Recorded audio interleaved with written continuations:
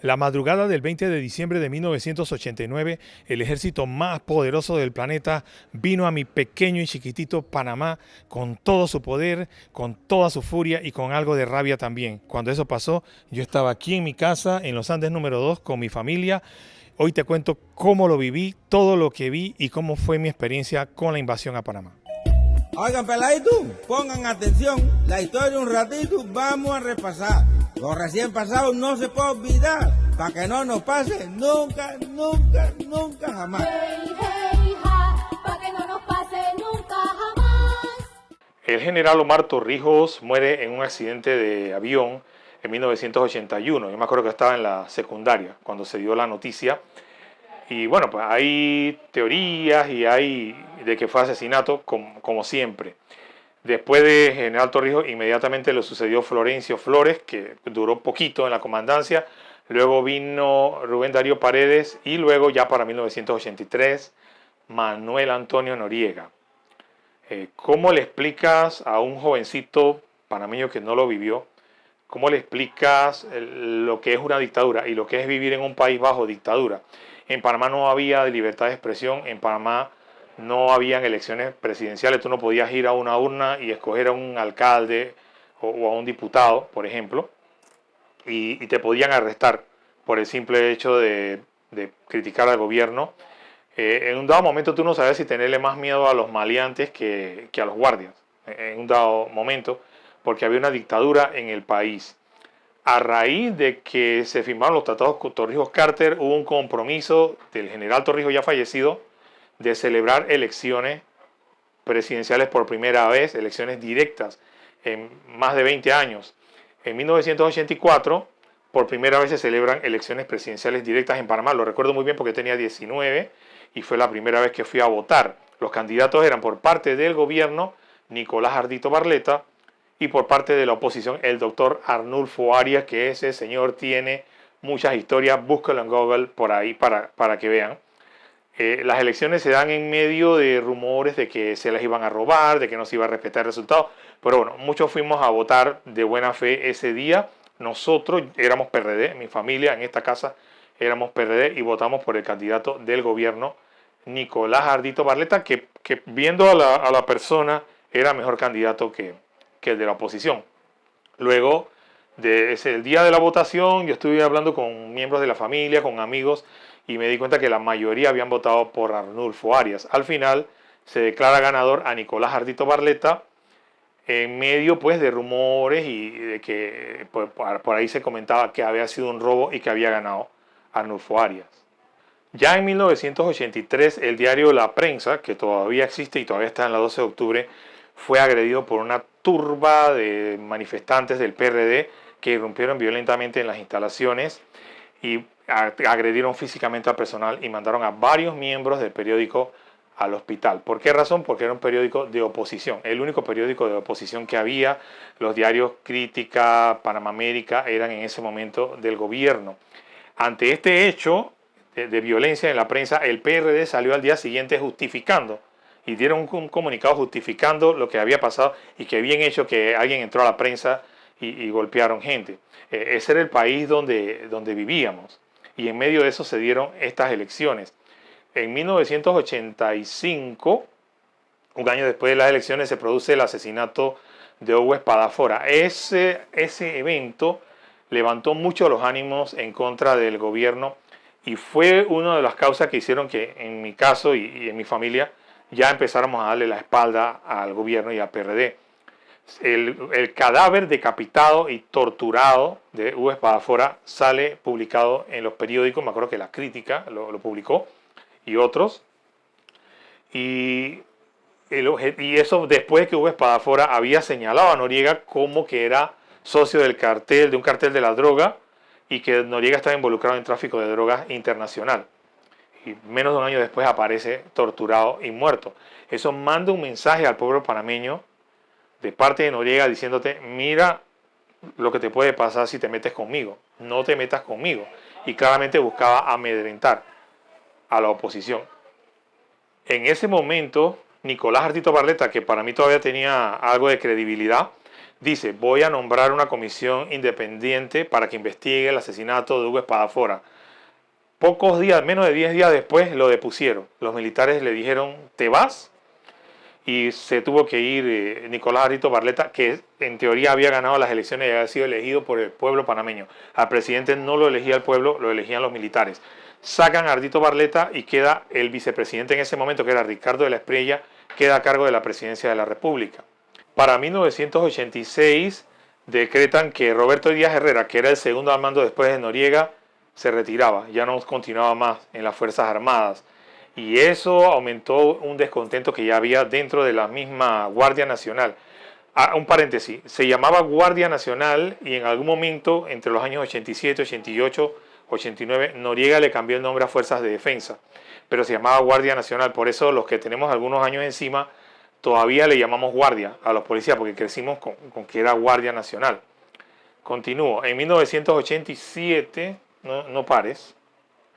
En 1987, Roberto Díaz Herrera, que lo habían dejado por fuera de la papa y de su tajada que le tocaba, finalmente se revela y sale a dar declaraciones a medios de prensa en contra de Noriega. Acusa a Noriega de estar involucrado en el asesinato de Omar Torrijos, que se supone fue un accidente.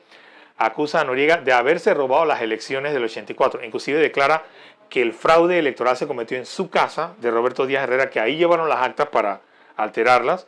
Declara que Noriega es socio de cárteles del narcotráfico y obviamente eso causó una reacción del ejército panameño. Rodearon la casa de Díaz Herrera en el momento que había medios de prensa allí y mantuvieron la casa rodeada durante varios días en medio de una tensión, que si entraban, que si no entraban. Finalmente, después de unos días, irrumpieron violentamente en la casa de Díaz Herrera y se lo llevaron a él y a los que lo apoyaban.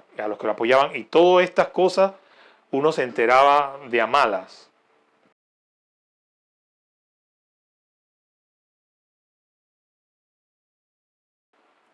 En 1987 queda en la memoria de los panameños como el año en que inició la crisis. Yo creo que es lo peor que yo he vivido en Panamá, lo que sucedió a partir de 1987. El COVID-19, que llegó aquí en 2020, perdónenme, eso fue chicha de piña, jóvenes. Surge la Cruzada Civilista Nacional como medida de protesta con el propósito de que la protesta sea pacífica. Estamos tratando de evitar que los ánimos se exalten. La norma de la Cruzada Civilista era la protesta pacífica, sonar pailas en casa a determinadas horas. También las protestas en las calles pacíficamente, vistiéndose de blanco y agitando pañuelos blancos contra el régimen. También Estados Unidos levanta cargos criminales contra Noriega por narcotráfico. Estados Unidos impone sanciones económicas a Panamá. Las cuentas del gobierno de Panamá en los Estados Unidos fueron cerradas, en los bancos de los Estados Unidos cierran las cuentas. Eso causa una crisis económica sin precedentes en Panamá. Los bancos de Panamá se quedan sin dinero y, jovencito panameño que me estás escuchando, no podías retirar tu dinero del banco. Si tú tenías, por decir un ejemplo, $1,000 en el banco, ibas a sacarlo y no lo podías retirar. Si tenías $1,000, cuando ibas al banco quizás te dieran 100, 150 y lo demás tenías que volver a la siguiente semana para ver si te lo podían dar. No había dinero para pagar la planilla. La empresa privada, los supermercados. Me acuerdo que los supermercados Rey emitieron un comunicado sobre esto. No había dinero para pagar la planilla ni del Estado ni de la empresa privada. Entonces, por ejemplo, si tú trabajabas en un supermercado y tu salario era de $300, te daban para que tú llevaras mercancía. Pues te daban $70 en un cheque y tú podías llevar mercancía al supermercado, qué sé yo, comida y víveres y qué sé yo. Pero si tú no trabajabas en un supermercado, si tú trabajabas en una televisora o en un periódico, ¿qué ibas a hacer? Te ibas a llevar los periódicos para la casa, para cobrar la quincena. Fueron tiempos terribles donde no había dinero, había trabajo, pero no podías cobrar por tu trabajo.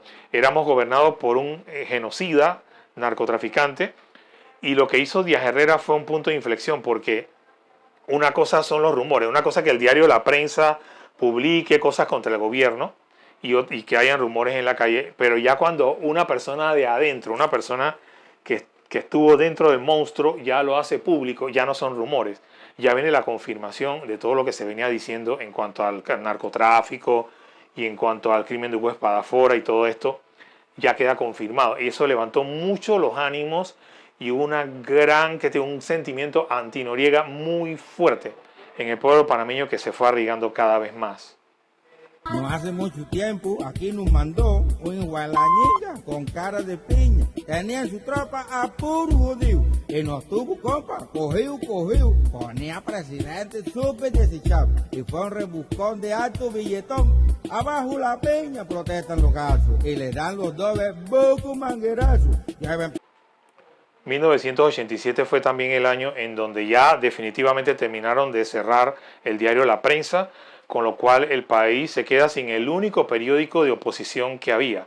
Los periódicos que había, que tenían un poquito de libertad, como La Crítica y tal, no podían publicar noticias contra el gobierno porque los podían cerrar, obviamente. El Panamá América era del gobierno, era del PRD y publicaba noticias pro gobierno.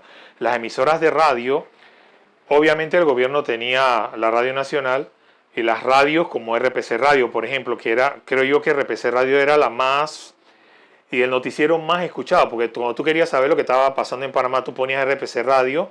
Ahora, las noticias eran censuradas, es decir, tú sabías que a ellos no le permitían decir más de 4 cosas, pero de alguna manera siempre decían algo contra el gobierno, pues, y había como una ansiedad de escuchar las noticias en estos medios libres para poder escuchar algo contra el gobierno, pues todo era en favor de lo maravilloso que era el gobierno. También estaba Canal 13, que era una novedad. Canal 13 empezó por ahí por el 80 y algo, y TVN en ese momento era gobierno. El TVN había sido tomado por la dictadura y era un medio controlado por el gobierno.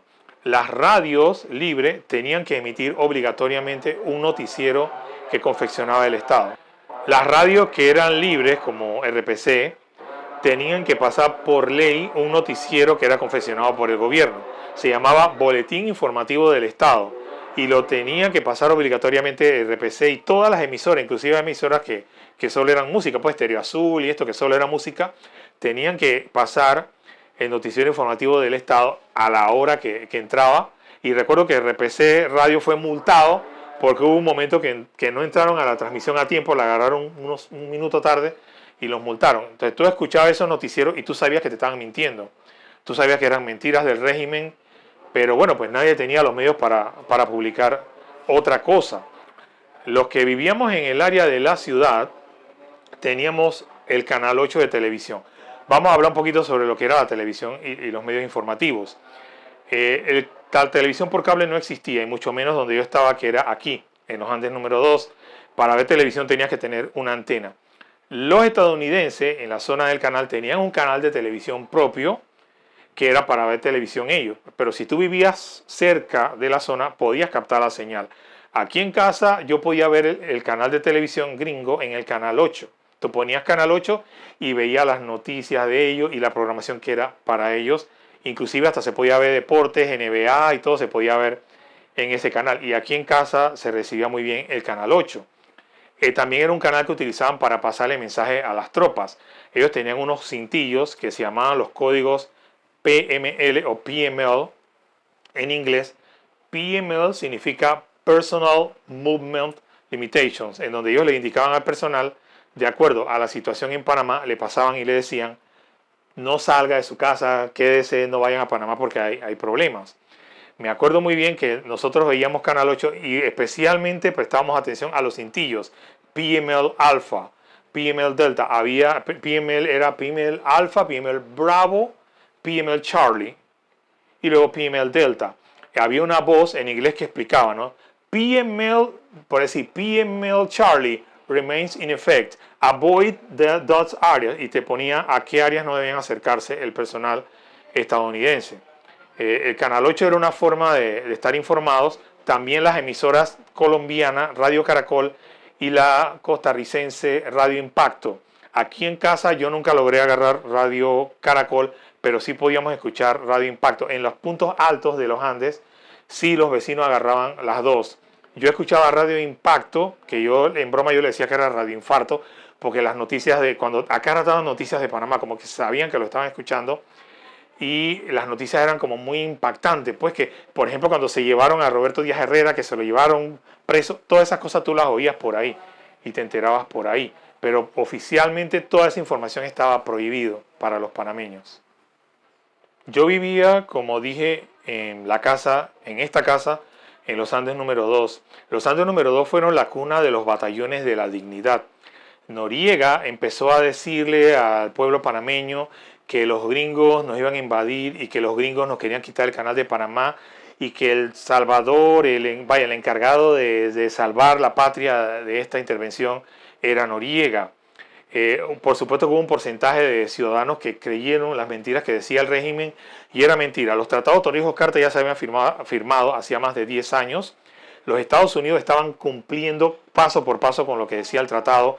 Había un momento en que el administrador del canal tenía que ser estadounidense y el subadministrador panameño. Todos esos pasos se fueron cumpliendo y los estadounidenses estaban cumpliendo con todo el proceso de entregar el canal tal y como estaba en el tratado. Sin embargo, Noriega empezó a decir que eso era mentira, que se querían quedar con el canal, que nos iban a invadir, que iba a haber una invasión y que los panameños teníamos que estar preparados. Se hacen grupos de civiles entrenados para, entre comillas, defender la patria. Surgen los batallones de la dignidad que nacieron aquí en los Andes número 2. Esta fue su cuna. Por esta vereda pasaron los batallones de la dignidad marchando y gritando consignas. Los dirigía un arquitecto, eran civiles, ¿verdad? Y la verdadera misión de los batalloneros era amedrentar a la oposición, porque les daban un rifle de guerra a un civil que no tenía entrenamiento y que no tenía tampoco una responsabilidad en vida real de qué iba a hacer con ese rifle. Entonces, por ejemplo, yo, que éramos ya todos civilistas de corazón, en esta casa los civilistas éramos los que queríamos elecciones libres, libertad de expresión, etcétera. Se nos llamaba, a los civilistas se llamaba vendepatria. Estos son los gringueros que le quieren regalar la patria a los gringos.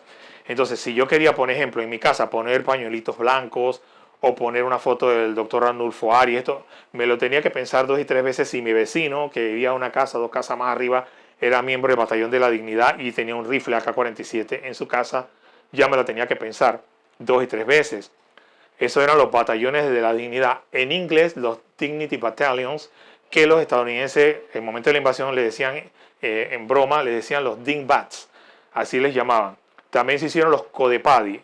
CODEPADI significa Comité de Defensa de la Patria Dignidad. Los CODEPADI eran miembros del Estado, pues funcionarios públicos a los que se les brindaba entrenamiento en las mismas oficinas del Estado.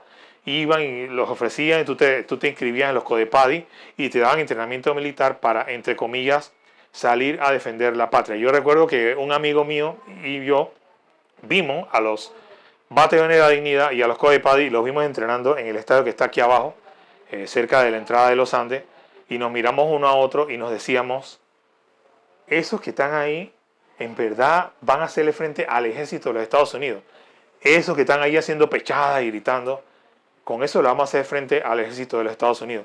O sea, eso se lo creían ellos mismos. La razón de ser de los batallones era amedrentar a la oposición, como ya se venía haciendo cuando golpearon al personal del diario La Prensa y cuando por ser oposición te podían golpear, te podían secuestrar y te podían mandar al hospital. Y te podían matar también. Los Andes número 2 era donde vivía la alcaldesa de San Miguelito. En ese entonces, no voy a decir el nombre, pero todos los que tenemos unos años encima sabemos quién es. Ella vivía en una casa por allá abajo y ella dijo estas palabras: en San Miguelito mando yo, civilista visto, civilista muerto. Esas fueron sus palabras y no era retórica. Aquí en San Miguelito, donde está el puente, que ahora hay un machetazo, hay una marcha de civilistas pacífica que estaban protestando pacíficamente con pañuelitos blancos y llegó una turba de militares vestidos de civil y dispararon armas de fuego contra la manifestación y mataron a un civilista que se llamaba Germán Baúles. Recibió un tiro directo en la frente por protestar pacíficamente contra el régimen. Y así hubo muchos otros casos. En el Santuario Nacional del Corazón de María entraron militares vestidos de civil, interrumpieron una misa que se celebraba y empezaron a amedrentar a las personas que asistían a la misa. Te estoy hablando año 88 por allí, Santuario Nacional del Corazón de María. ¿Y cómo nos enterábamos de estas cosas? Por los medios clandestinos, ¿verdad? También te cuento otra cosa. En la Universidad de Panamá, por ley, las fuerzas de defensa no podían entrar. Entonces, había gente que tenían cassette de Betamax y que bajaban las noticias de la televisión por satélite, las noticias de Panamá, y las ponían en los Betamax y sacaban los televisores a los pasillos de la universidad. Y como yo estudiaba en la universidad en esa época, yo veía los televisores y ahí veíamos las noticias de Panamá y veíamos las noticias que estaban censuradas, las podías ver en los pasillos de la Universidad de Panamá. Esos fueron otros tiempos, jóvenes. Yo me indigna. Yo he escuchado a jóvenes decir que Martinelli era malo, que Martinelli era peor que Noriega, que Mireya era peor que Noriega. Jovencito, tú no tienes idea de lo que tú estás diciendo. No se puede comparar a ningún gobierno democrático malo que hayamos tenido con una dictadura. Ya te digo, tú no sabes si tenerle miedo a los maleantes, a los policías se le tenía más miedo que a los maleantes. O sea, no es lo mismo enfrentarse a un maleante que me va a robar que enfrentarte a la Guardia Nacional, porque a un maleante yo me lo puedo enfrentar, pues y a lo mejor él tiene una pistola y yo tengo otra y yo me lo puedo enfrentar, pero estamos hablando de enfrentarte al aparato represivo del Estado.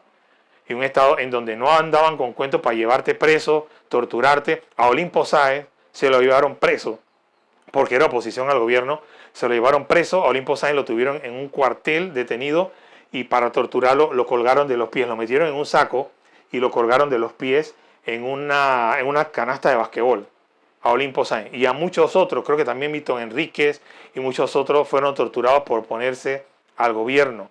Entonces los jóvenes que dicen que Noriega no era tan malo y que no sabes lo que es vivir bajo una dictadura, no tienes idea.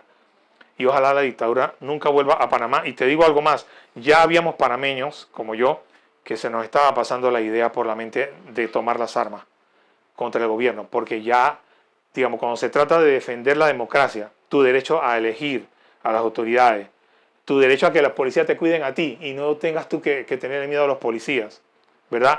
Habían rumores, como no se podían dar las noticias legalmente, había muchos rumores también. A los rumores se le llamaba Radio Bemba.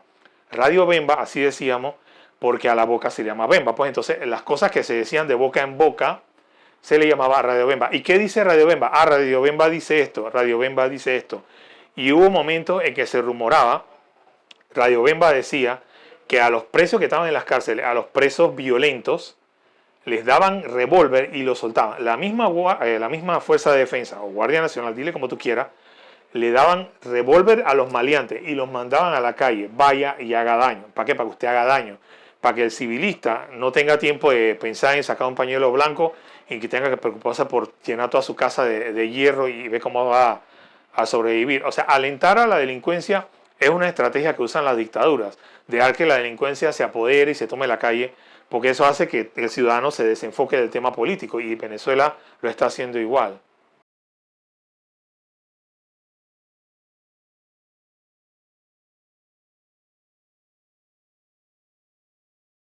El 16 de marzo de 1988, Eric Arturo del Valle, que era el presidente de la República, puesto por ellos mismos, recuerda que el presidente que entre comillas ganó las elecciones fue Ardito Barletta, lo tumbaron, pusieron a Eric Arturo del Valle, sale Eric Arturo del Valle en televisión, en Canal 5, Panavisión, que no era de la Iglesia Católica, era Panavisión Canal 5, declarando, leyendo que habían hecho el decreto para que Manuel Antonio Noriega pasara a jubilación. Ese mismo día, Leonidas Macías, el coronel Leonidas Macías, intenta dar un golpe de Estado a Noriega.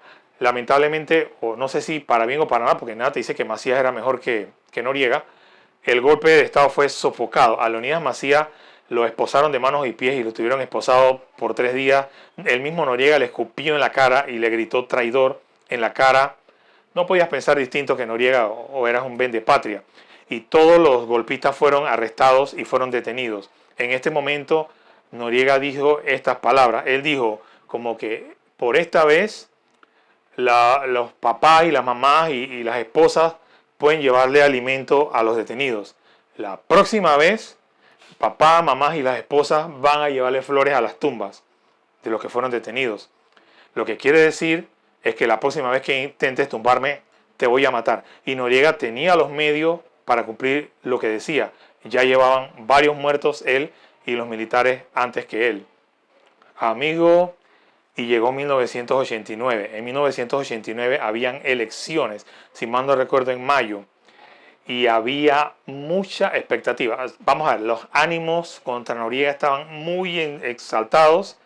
A todo el mundo se le olvidó si Torrijos hizo algo bueno, a todo el mundo se le olvidó. Noriega era malo y todos teníamos que ir contra Noriega. Había algunos panameños que habían comprado el discurso nacionalista de Noriega y que eran los gringos los que estaban detrás de todo y que Noriega pues era bueno y era un angelito, ¿verdad? Y en medio de eso se da las elecciones. Recuerdo que antes de las elecciones yo estaba escuchando, debe haber sido RPC Radio, y una señora llamó a la radio y estaba Ricardo Arias Calderón, que era el candidato de la oposición. El candidato del gobierno era Carlos Duque, por el PRD, y por la oposición, Guillermo Endaria, Ricardo Arias Calderón y Guillermo Ford. Eran presidente y dos vicepresidentes.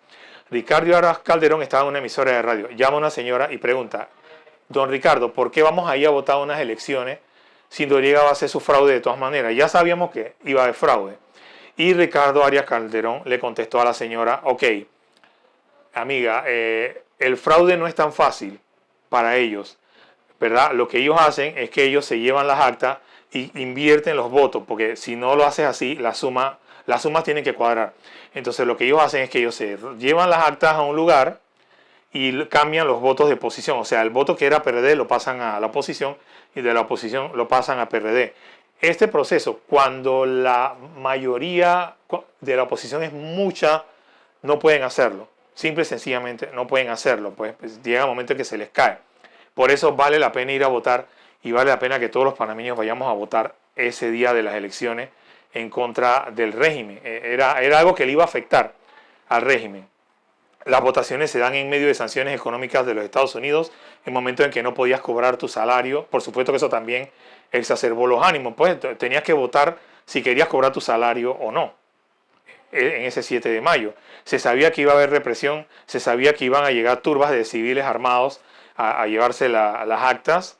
La Iglesia Católica organizó en ese momento una actividad de la cual yo fui parte.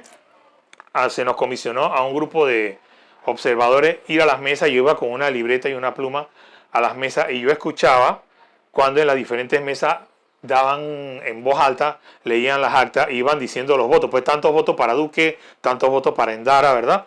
Yo iba anotando eso en mi libreta, después recorrí varias mesas y luego yo llamaba a un número de teléfono que me habían dado y yo dictaba el resultado. De esa forma, la Iglesia Católica llevaba un cierto control de las actas. Recuerdo que en una de las mesas que yo fui, una funcionaria del Tribunal Electoral me llamó y me dijo, ¿y cómo vamos ahí? Yo me asusté porque como era Tribunal Electoral yo pensaba que era PRD. Y yo le dije la verdad, pues yo le dije, ganó la oposición. Y ella me dice, bien, ganamos. O sea, la mujer trabajaba en el Tribunal Electoral, pero era oposición de corazón, ¿verdad? En ese tiempo se contaba varios chistes. Había un chiste que se contaba que decía que es blanco, azul y rojo por fuera y verde por dentro. ¿Qué es blanco, azul y rojo por fuera, pero por dentro es verde? Y la respuesta al chiste era un empleado público. Porque el empleado público por fuera es PRD, los colores de PRD son blanco, rojo y azul, pero por dentro es el color verde, que es el color de la estrella verde. El partido de la oposición, el color era verde. También había otro chiste que se contaba, que es un poquito fuerte, pero lo voy a decir, ¿verdad? El chiste era así, se abre el telón y sale, en un teatro, ¿no? Estamos en una escena de un teatro, se abre el telón, sale una prostituta a escena, se cierra el telón. Se abre el telón otra vez, sale la Madre Teresa de Calcuta a escena, se cierra el telón. Por tercera vez se abre el telón, sale Noriega a escena, se cierra el telón. ¿Cómo se llama la obra? La obra se llama Puta Madre Qué Feo. Bueno, eso eran chistes que se decían contra Noriega también. En las marchas del civilismo se gritaban consignas contra Noriega. Una consigna era el que no salta el sapo, el que no salta el sapo. Y decían esto que voy a decir. Gritaban, ¿quién parió a Noriega? Todos, ¡una puerca! ¿Quién parió a Noriega? Todos, ¡una puerca! Y decía entonces él, decía, un momento, dijo la puerca. Es cierto que soy tan puerca, pero no tan puerca. Un aplauso para la puerca, que viva la puerca. Y todo el mundo aplaudía. Esos eran los tiempos del civilismo, ¿verdad? Ánimos muy caldeados, los ánimos estaban muy caldeados contra Noriega. Bien, mi hermano, y esa noche de las elecciones en Panamá, Fue una noche terrible para los panameños. Muchos escuchábamos, sintonizábamos el Canal 8. El Canal 8 se dio a la tarea de ir a las mesas con sus reporteros y publicar en español las lecturas de los resultados de las mesas. En Canal 8 se transmitió eso, que muchos lo veíamos. Y por supuesto iba ganando Endara. Al día siguiente, la magistrada del Tribunal Electoral anuncia la anulación de las elecciones. Tal como dijo Ricardo Arias Calderón, no pudieron hacer fraude porque la votación fue muy abrumadora. Tuvieron que anular las elecciones y eso rompió muchos corazones. Por supuesto que muchos de los que fuimos a votar íbamos con la esperanza de que viniera un Panamá libre, un Panamá en democracia, un Panamá en orden. Y las esperanzas pues se vieron truncadas en ese momento. Se da la represión en el Parque de Santana, fue horrible. Y lo vimos, yo lo vi en la Universidad de Panamá en los televisores que colocaban porque eso estaba prohibido. Los candidatos a la presidencia que habían ganado las elecciones van al Parque de Santana acompañados de un grupo de seguidores, una marcha pacífica. Llegan miembros del Batallón de la Dignidad vestidos de civiles y los agreden con palos y barras. Golpean a los candidatos. A Guillermo Endara le rompieron la cabeza. En los periódicos sale la foto de Guillermo Endara sangrando por la cabeza. Y ellos fueron hábiles en el sentido de hacerse esa foto y hacerse las víctimas.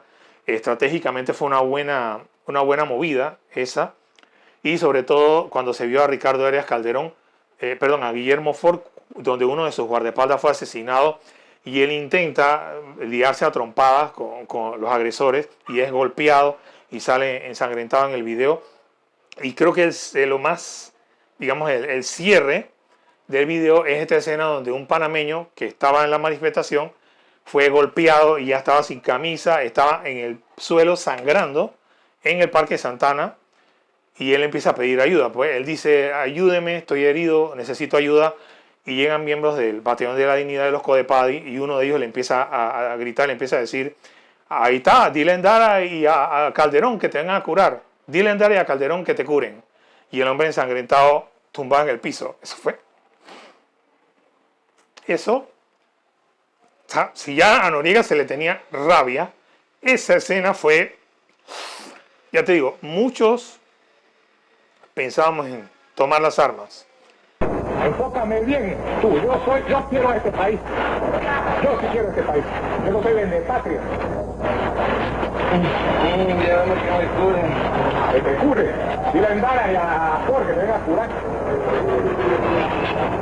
Era el gallo fino. ¿Tú era el gallo fino?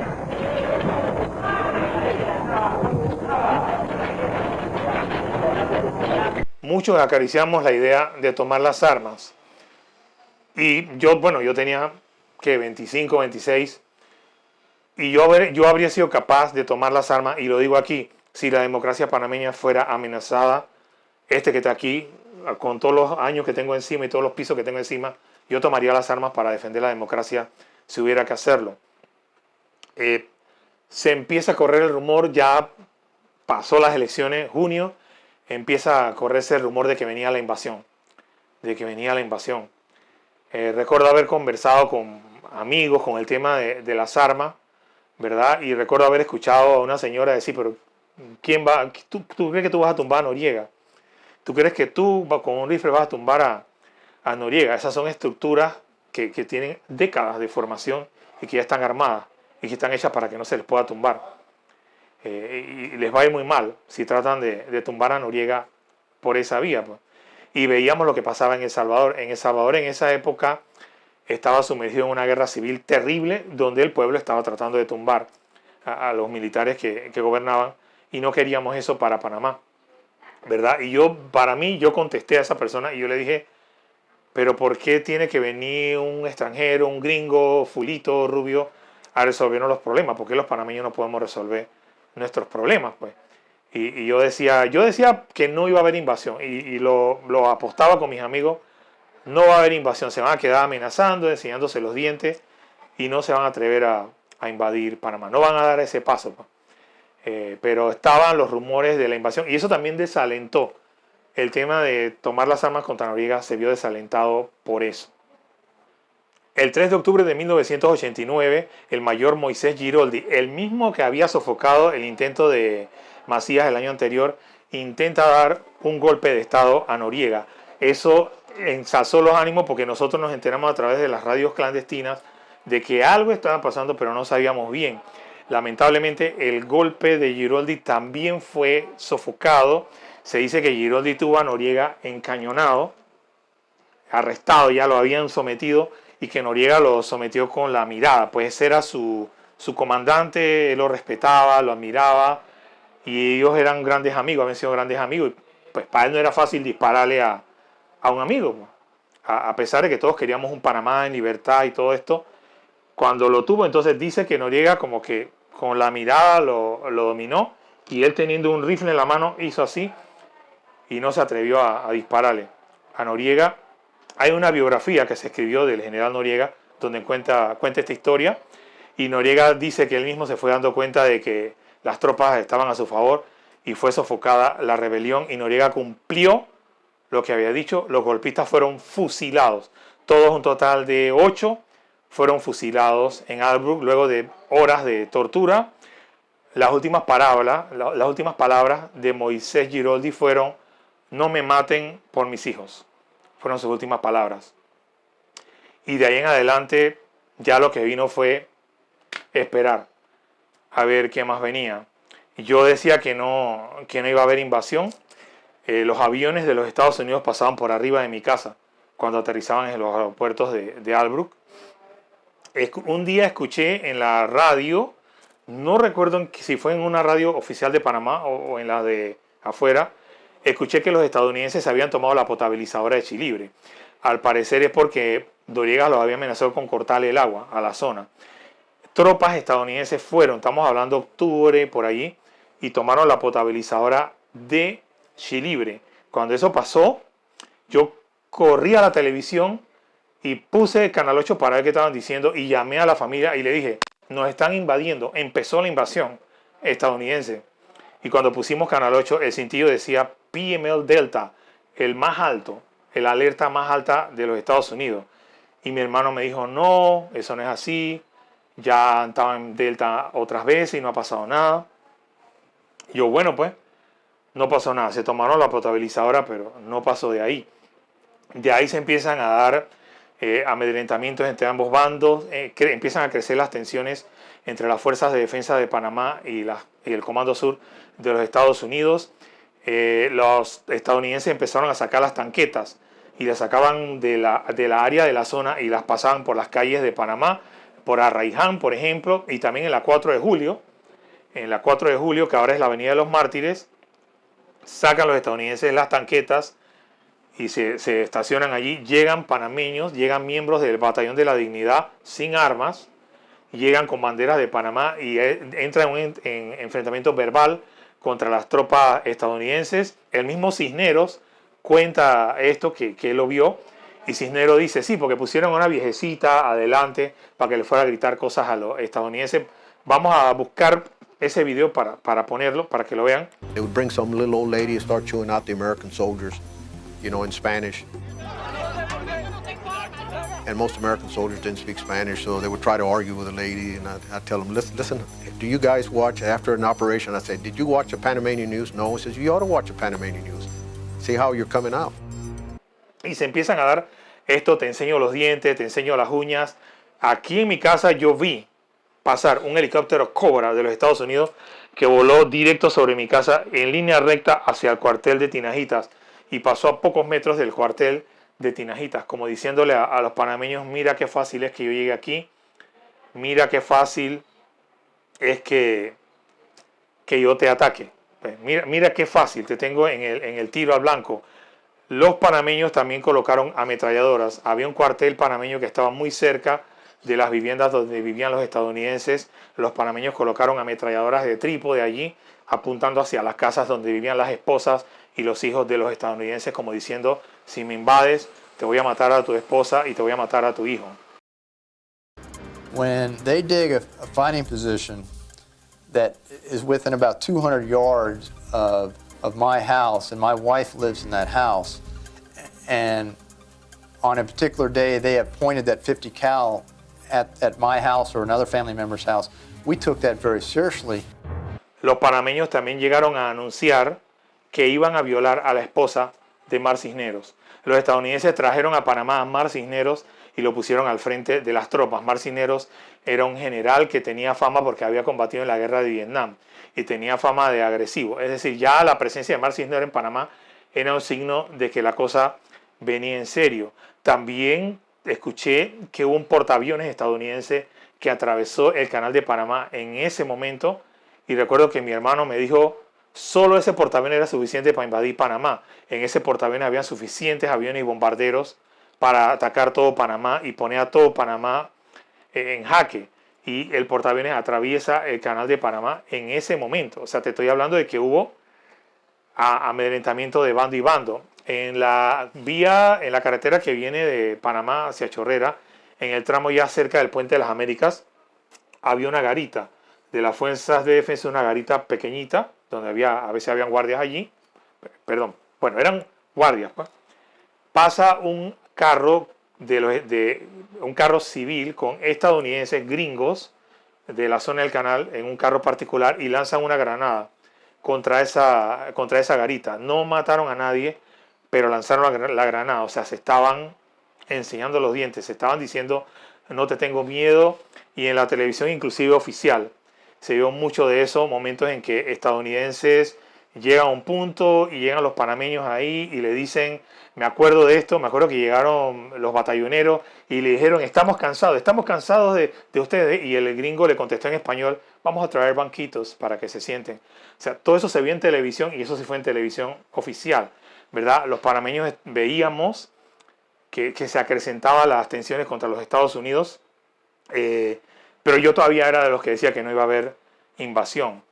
Ya para diciembre, Panamá le declara la guerra oficialmente a los Estados Unidos. Por constitución, los 505 representantes eran los encargados de declarar la guerra, y lo hicieron. Por votación unánime, 505 representantes de corregimiento declararon la guerra al ejército de los Estados Unidos. Existe un acta que se levantó, y esa acta la pueden verificar. Y esto sorprende a más de uno, porque, y los extranjeros que me están escuchando de otros países, uno no esperaría que el chiquito sea el que rofee al grande, ¿verdad?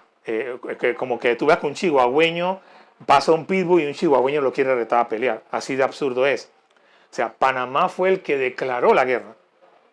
Y Panamá fue el que, con toda la formalidad, le declaró la guerra a los Estados Unidos, que nunca hizo lo propio. Estados Unidos nunca le declaró la guerra a Panamá. El 16 de diciembre pasa cerca del cuartel de las Fuerzas de Defensa un carro civil particular con soldados estadounidenses adentro.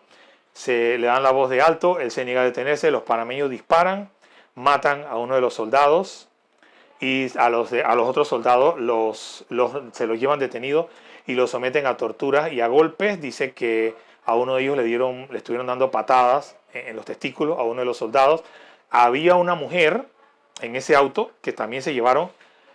Allá en Estados Unidos al presidente Bush le contaron este evento y le dijeron que la mujer había sido violada, lo cual es mentira. Sí fue cierto que mataron al soldado, y sí fue cierto que golpearon a los otros y los torturaron, pero a la mujer no le hicieron daño. Los panameños, sin embargo, a Bush no le dieron la información como era, y los planes para la invasión ya estaban. Los planes de la invasión, de por dónde iban a entrar, ya eso estaba en noviembre. Ya Bush como que dio la orden para invadir Panamá. Estamos hablando 16 de diciembre. Era un problema porque los panameños y los estadounidenses éramos vecinos. Tu enemigo era el vecino de al lado. Yo fui muchas veces a la zona del canal. Los estadounidenses tenían periódicos que uno podía leer, y ellos hacían patio sale. Es decir, vendían cosas en sus casas. Pues yo fui a patio sale en la zona del canal, donde yo fui a casas de gringos, que te vendo este sofá, que te vendo este abanico, que te vendo... Y hacían patio sale y eran cercanos. Muchos estadounidenses vivían en apartamentos alquilados en Panamá, en la ciudad de Panamá, y pagaban sus alquileres y vivían allí, ¿verdad? Se cuenta que el mismo 19 de diciembre, cerca de mediodía, en el McDonald's de El Dorado, estaba pues una mujer dirigiendo el tránsito, una panameña, y pasa un carro civil a toda velocidad. La mujer le dio la orden de que se detuviera el carro no se detuvo y siguió de largo a toda velocidad hacia el cuartel, hacia el área de la zona. Obviamente en el carro iban jóvenes y ya tú te puedes imaginar lo que estaba pasando. Cerca de las 6 de la tarde del 19 de diciembre, los estadounidenses se toman el Canal 2, que estaba en ese momento en transísmica, diagonal a Rivasmith. Tropas estadounidenses se toman el Canal 2 porque era un canal que se usaba para pasarle cintillos a los batalloneros. Ellos le pasaban cintillos y tenían sus claves y le daban información a los miembros del Batallón de la Dignidad. Ellos tumban la señal de Canal 2 en ese momento. Escuché que al gerente de Canal 2 lo encañonaron y lo pusieron boca abajo. O sea, fue horrible. Fueron momentos horribles. Y bueno, el resto de los panameños no sabíamos lo que estaba pasando. Llega la invasión, la peña se esconde y los dos huyen, yo no sé para dónde, prenden el chorrello, se forma el saqueo y sin un tirillo el man quedó en feo. Uno, para esos días también, escuchando RPC Radio, en el boletín informativo del Estado, dieron la noticia de que aviones radar AWACS habían sobrevolado Panamá. El AWACS es un avión estadounidense que es para espionaje y que se caracteriza porque tiene como un sombrero en la parte de arriba. Cuando yo escuché la noticia de que un AWACS había sobrevolado Panamá, ahí sí yo dije, hey, un momento, algo está pasando. Te estoy hablando 16, 18 de diciembre. El 19 de diciembre yo vi dos aviones, fueron dos que yo vi, pero fueron muchos más, Hércules C-130 que pasaron por arriba de mi casa a muy baja altura mientras aterrizaban en los aeropuertos de la zona. Ya yo los había visto antes, pero ahora la frecuencia era mucho mayor. Y ahí tú dices, hey, un momento, algo está pasando, pero por la radio y por los medios oficiales, nada, no se sabía nada. La noche del 19 de diciembre había un concurso de nacimientos en la iglesia. Yo era jurado, así que el 19 de diciembre, martes, yo estuve caminando por todas las calles con los otros jurados y debo haber llegado a mi casa cerca de las 11 de la noche, bien cansado después de la caminata, con las luces de Navidad y la cosa. Me acuesto a dormir con mi familia aquí, en esta casa.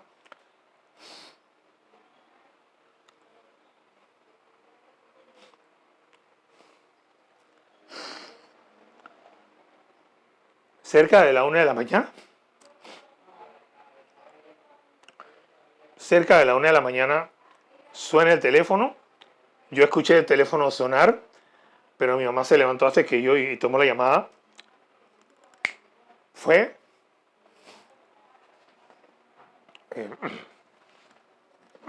al cuarto y nos despertó a todos y nos dijo, acaba de llamar Beto. Mi mamá nos despertó a todos y nos dijo, acaba de llamar Beto, un amigo de nosotros, que están invadiendo Panamá y que nos pongamos a orar. Y yo dije, no, mentiras, no están invadiendo nada. Y corrimos y puse Canal 8. En Canal 8 estaban pasando la programación normal de ellos. Pasó el cintillo y el cintillo decía PML Echo. Nunca había estado en PML Echo. Yo lo monitoreaba todos los días. Cuando yo vi que decía PML Echo, dije, hey, ahora sí. Empezó la invasión. Casi de inmediato empezamos a escuchar los bombardeos al cuartel de Tinajita, que se ve desde la casa, está al frente, y vimos las bombas caer, se vieron las explosiones y escuchamos los bombazos. En ese momento mi padre entró como en un momento emotivo muy fuerte y empezó a gritar, bien hecho, denle duro, bien hecho, están tomando ahora, ¿quién es el bravo ahora? Y se emocionó. Y eso era peligroso. 2 minutos después pasaron frente a la casa miembros del Batallón de la Dignidad con rifles. Nosotros, suerte que en la casa no teníamos nada que nos identificara con el civilismo, ni bandera, ni foto, nada que nos identificara. Lo que yo hice cuando yo lo vi venir fue apagar todas las luces y hacer como que estábamos todos dormidos. Pero estás en un país donde no hay ley. Fácilmente ellos pueden hacer así, dispararte, y nadie va a hacer nada. Si alguien te encañona, si alguien te roba, si alguien te mata, no hay una policía a la que puedas llamar. Estás viviendo en un país sin ley. Empezó la invasión a Panamá. Esa noche nos mantuvimos tratando de sintonizar lo mejor posible Radio Impacto de Costa Rica. Pusimos Canal 2 en el momento que sentimos los bombazos. Cambiamos de Canal 8 a Canal 2 y estaba la pantalla sin señal, solo la pantalla blanca y una voz que decía en español: pueblo panameño, no tenemos nada en contra del pueblo panameño, vamos contra los militares. Pueblo panameño, tienes que decidir hasta cuándo vas a permitir que un grupito de militares con sus compinches civiles sigan haciendo lo que quieren con tu país. No tenemos nada en contra de los panameños. Permanezcan en sus casas, manténganse alejados de las áreas donde habrán combates. Eran los estadounidenses hablando al pueblo panameño en español y diciendo: calma, que estamos invadiendo, te estamos invadiendo. Perdón. Yo me mantuve escuchando la radio lo más posible toda la noche. Escuchamos cuando atacaron al Batallón 2000. El Batallón 2000 era lo único realmente militares que tenía Panamá. Panamá tenía policías. Solo el Batallón 2000 y los Machos de Monte eran los únicos que tenían realmente entrenamiento para ir a la guerra. El Batallón 2000 fue atacado esa misma noche y lo escuchamos por la radio. Escuchamos la radio del gobierno también. Pusimos la radio del gobierno para escuchar y decía: pueblo panameño, ha llegado la hora, nos están atacando, atacaron Colón, Panamá, el interior, le cayeron a todo el país en simultáneo.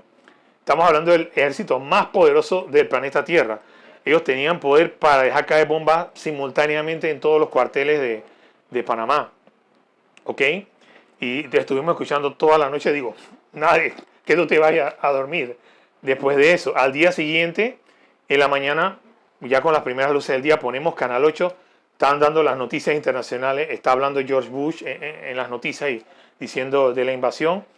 Por aquí, por mi casa, vimos pasar a baja altura los helicópteros, son los Black Hawk, que eran los que se usaban, y los vimos pasar a baja altura. Los helicópteros iban tan bajos que se podía ver a las tripulaciones de los helicópteros, hacían así y saludaban.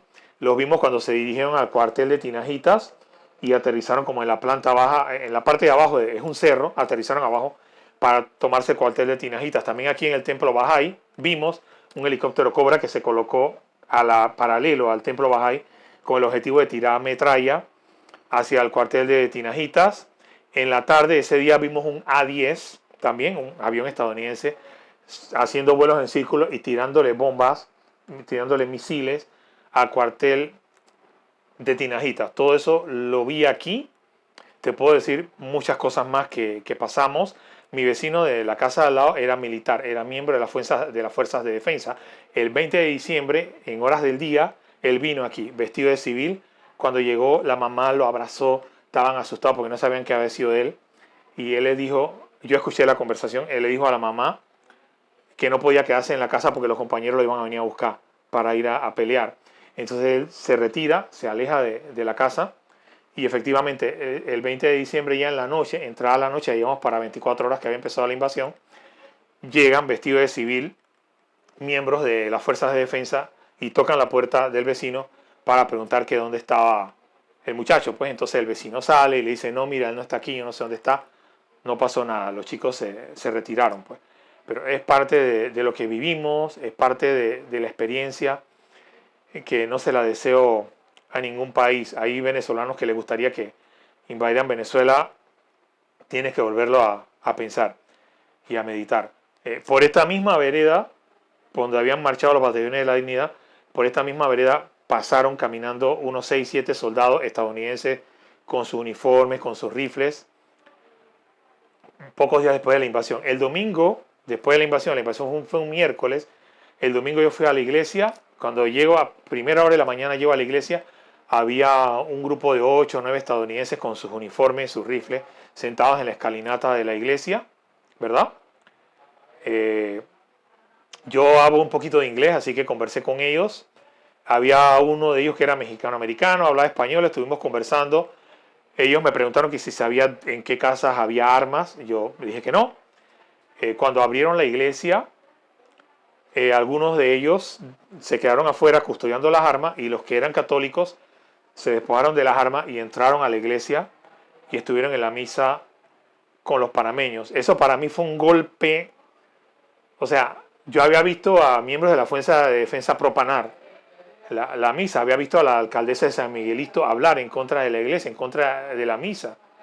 ¿verdad? Los estadounidenses llegan y ellos que son tropas extranjeras y el ejército más poderoso, ellos demuestran respeto en una iglesia panameña. Dime que yo soy gringuista y que yo soy todo lo que tú quieras.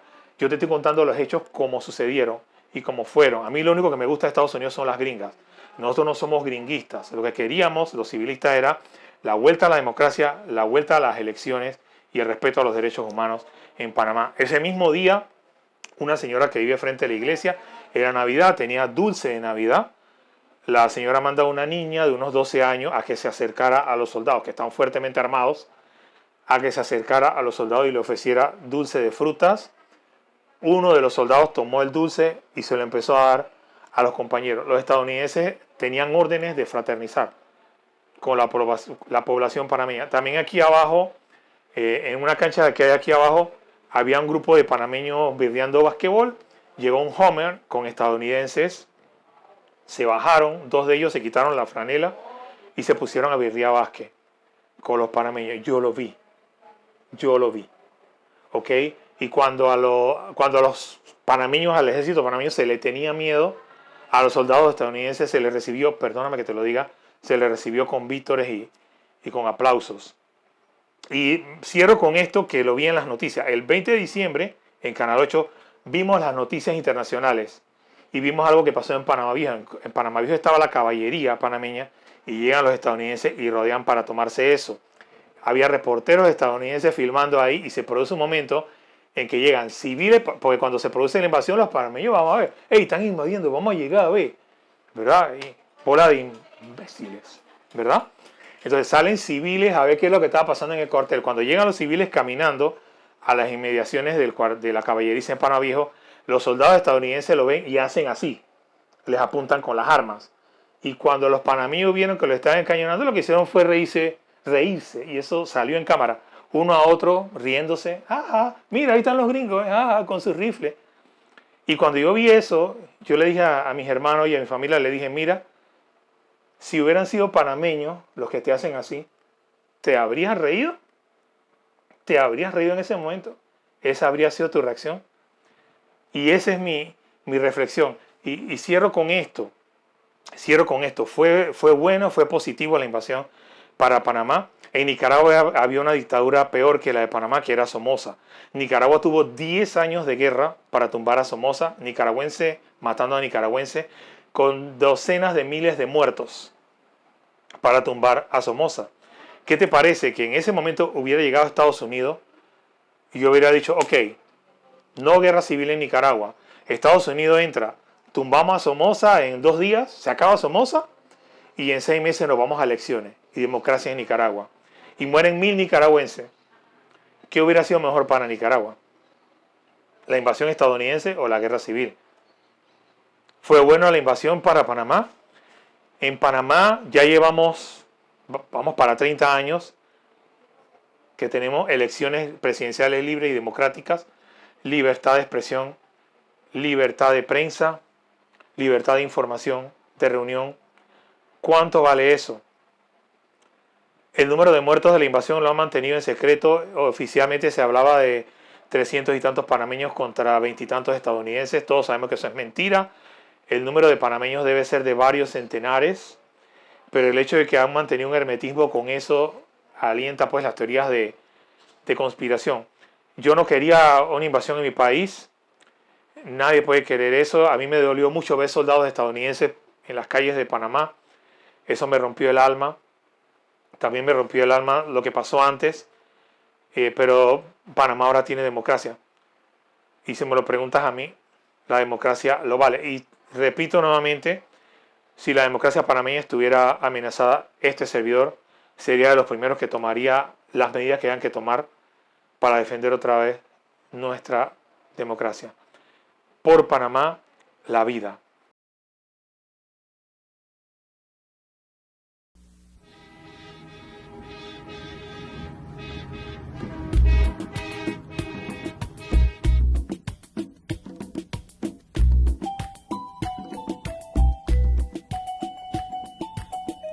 Oigan, peladitos, pongan atención. La historia un ratito, vamos a repasar. Lo recién pasado no se puede olvidar. para que no nos pase nunca, nunca, nunca jamás. Hey, hey, ja, pa' que no nos pase nunca jamás. Hey, hey, ja, pa' que no nos pase nunca jamás. No hace mucho tiempo aquí nos mandó un igualañiga con cara de piña. Tenía en su tropa a puro judío y nos tuvo, compa, cogido. Ponía presidente súper desechado y fue un rebuscón de alto billetón. Abajo la piña protestan los gasos y le dan los dobles buco manguerazos. Lleven perdigones, balas y tucazos. Y tras los chichones, el bicacelazo. Por eso la historia no se puede olvidar, para que no nos pase nunca jamás. Hey, hey, ja, pa' que no nos pase nunca jamás. Hey, hey, ja, pa' que no nos pase nunca jamás. Los gasos se toman la calle 50, los pañuelos sacan y las pailas suenan, los dobles atacan pa' meter los pelos y de civilistas llenan la modelo. El mundo nos mira, nos manda un bribón, la vaina se eriza, sigue rebocón y como los medios denuncian la cosa, sin ningún remedio el mal lo destroza. La crisis arremete, el mal se ñampea y el malo en machete a gringo rupea. Por eso la historia no se puede olvidar, para que no nos pase nunca jamás. Hey, hey, ja, pa' que no nos pase nunca jamás. Hey, hey, ja, pa' que no nos pase nunca jamás. Llega la invasión, la peña se esconde y los dobles huyen, yo no sé para dónde. Prenden el chorrello, se forma el saqueo y sin un tirillo el man quedó en feo. Al palacio llegan los tres de la ADU. Se acabó esta vaina, griten más forzado. Pero a juega vivo se dedican pronto. Regresa la trampa, la coima y soborno. Y se arma el lampa, hay robo y asalto, bombazo y atraco. Se formó otra vaina, por eso la historia no se puede olvidar. Para que no nos pase nunca jamás.